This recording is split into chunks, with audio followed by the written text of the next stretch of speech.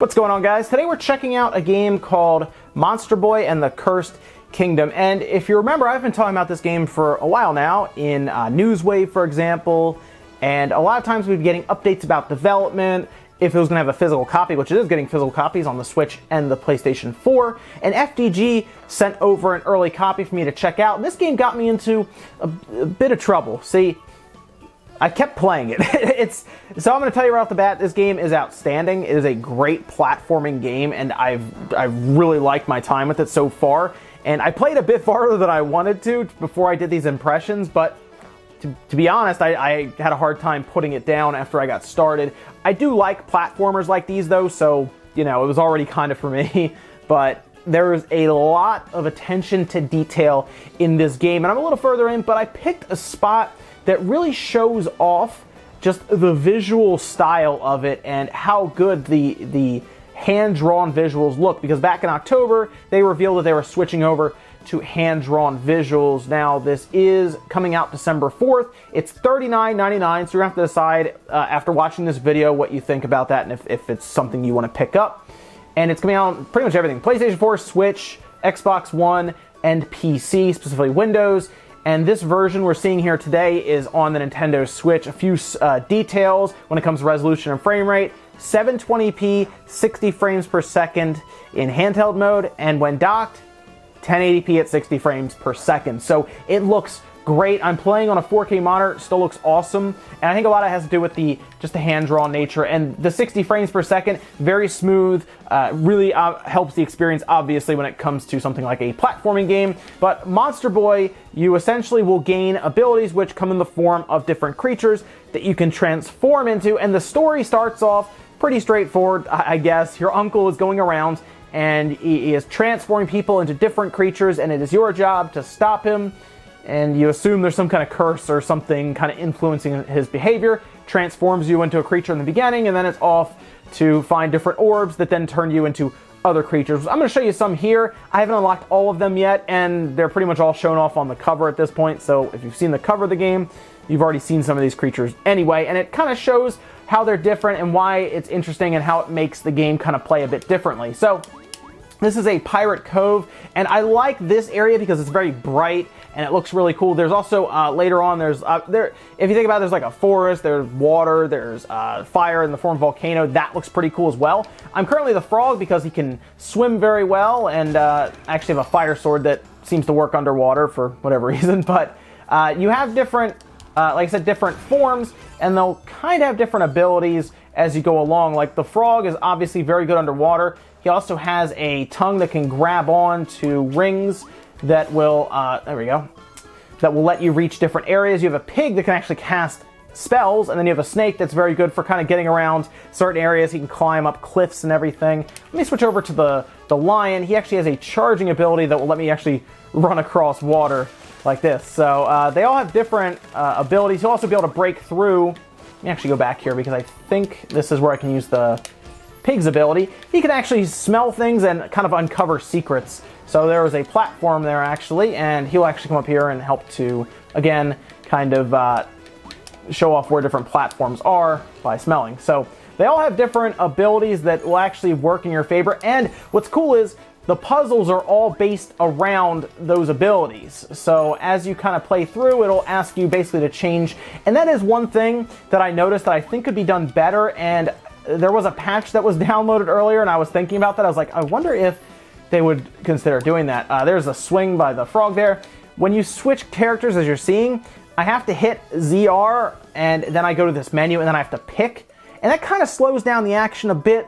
I would like the ability to just press a button. Think of like Mega Man, for example, where you can switch through the different power-ups that you have by just toggling back and forth, and you'll switch in real time. I actually think that'd be pretty cool, and that could do some pretty neat things with different puzzles where you have to transform very quickly and kind of in real time. That's something I think I would like to see actually is something like that. The other thing is interesting. I don't know if they have this set up on purpose, but when you're doing a platformer like this, you always think about pressing down and like jump or just down twice or something, or holding down to fall through the floor, but they don't actually have that here at all. So I guess they might have that set up because some puzzles I guess would be kind of broken with that, but that was something else that I kind of noticed and was like, oh, okay, I guess that's just something I can't really do in this instance, in this game. But just some things I noticed there, and I'm like, I have to like nitpick for this game, seriously, I really do.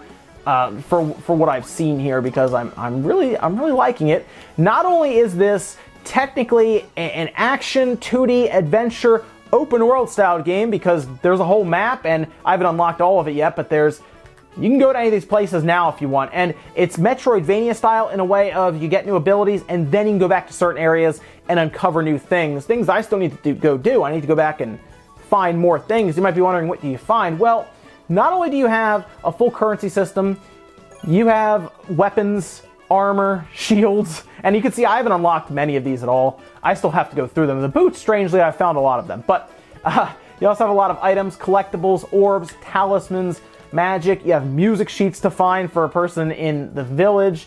And then all of these things, beyond that, level up further. So, like my Prince Tunic actually has something that's locked. Go to the blacksmith. After you collect certain things, you can unlock it, and it will then also unlock new abilities. For example, the mage boots, I unlock them to the next level, and then I can glide with them. So I can kind of jump and then slowly fall, essentially. But it helps to get across certain gaps that you couldn't otherwise. So all of these things have different abilities that you unlock, and you have stats on the left there. And if you wear a full set, you actually get a bonus, something I still have not done, and I need to eventually see how that is. But there is a lot to this game. You buy some of these weapons, you find some of these weapons by going through certain puzzles, then everything's upgradable. Your magic, you find stuff that increases your ability to carry amounts of magic, for example. There's a lot of stuff going on in this game that I didn't expect, to be honest. There's just a lot of stuff happening here. Here's the blacksmith. I don't have anything to upgrade with, but you can already see all the stuff that I still have to be unlocked. And I've been playing this game for a little while now. And there's still a lot of stuff to do. Let me actually go in here, and I might even be able to buy something from the shop. So I have like a dagger I can get, and then I also have a new bracelet that actually takes away from explosive damage. Maybe I'll get the dagger. We'll see what that looks like. How about that? New gear. And there's my little dagger there. Alright, it's actually a bit faster than my other blade that I had. I had a fire blade that reminds me of the Master Sword from Zelda because it shoots something. But I feel like that dagger was a bit faster. Yeah, that's way faster. Cool. Less range, though, it appears. So that's what I mean. You end up like kind of getting new weapons and trying them out in different ways. And there's a potion that will bring back to life if I die. And the puzzles are good. I'm kind of just walking around here because I almost don't want to show off any of the puzzles because they're actually really well done. The bosses are fun. You end up doing all different types of dungeons. There's like full dungeons you go through. They get you the new orb and everything. There's a slingshot for the frog. Let me jump up here. And you can see, it doesn't break a sweat when it comes to the frame rate there. I mean, it is like on it. It's snappy. This is a game, if you're a fan of the Metroidvania open world RPG platforming games, it is a lot of fun, and I really like it. There's even like little things, like I'm a frog, so these enemies here that you would normally have to fight like a lot, you can just eat them. Like, it's like the little details in this game, and I didn't even figure that out until later when I was just accidentally hit the button to shoot your tongue out, and all of a sudden I ate him, and I was like, oh, he's strong against that enemy, but if you get hit with fire as the frog, he takes extra damage. It's like all these guys have things that will mess them up. I'm a little snake that can shoot venom now, by the way.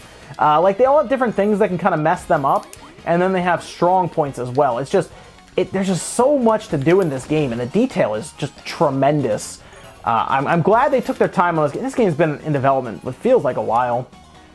And it's one of those games where it's been in development for a while, but the development, it was worth it. Like, the quality is here.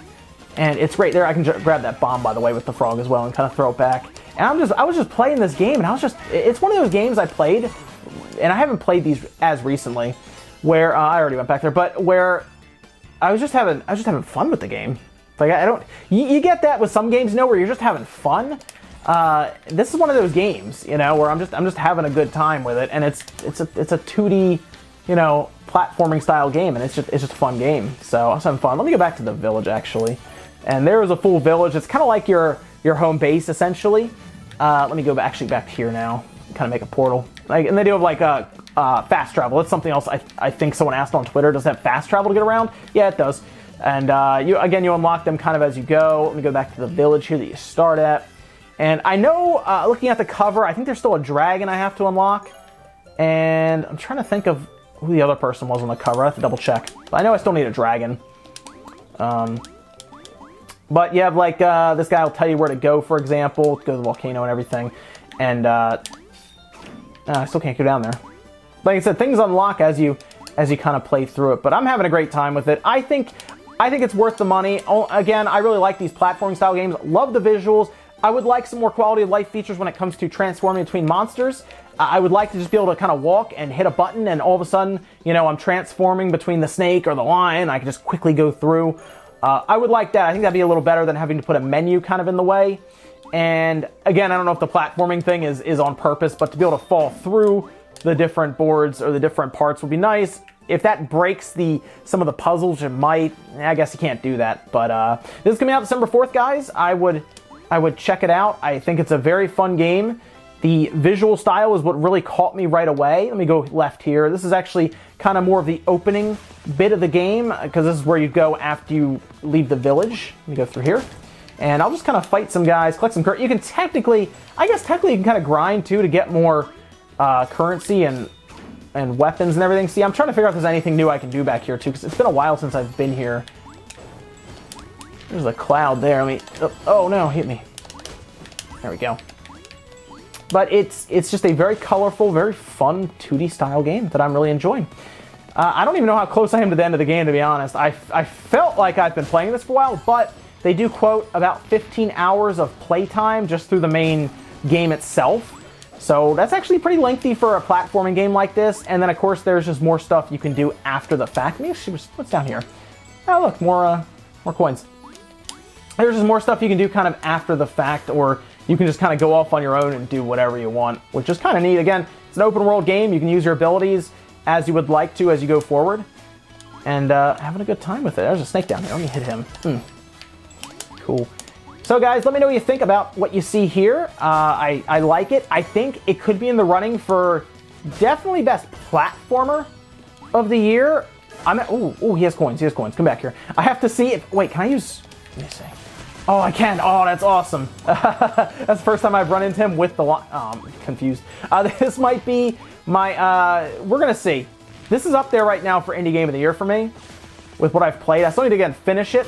But I think it's a serious contender. It's coming out on December 4th, so for like Game Awards, you know, it's obviously it's out of the running because it's December 4th. You saw what happened with Xenoblade, but very fun game. It's up there right now for 2018 for my indie games. It might be at the top. See, I like Messenger a lot, but this is good. This is very good. Let me know what you guys think about the art style, the look, or you think about picking it up. I'm very curious, guys. Thank you so much for watching. Make sure you give this video a like if you like it, dislike it if not, and I'll see you in the next video.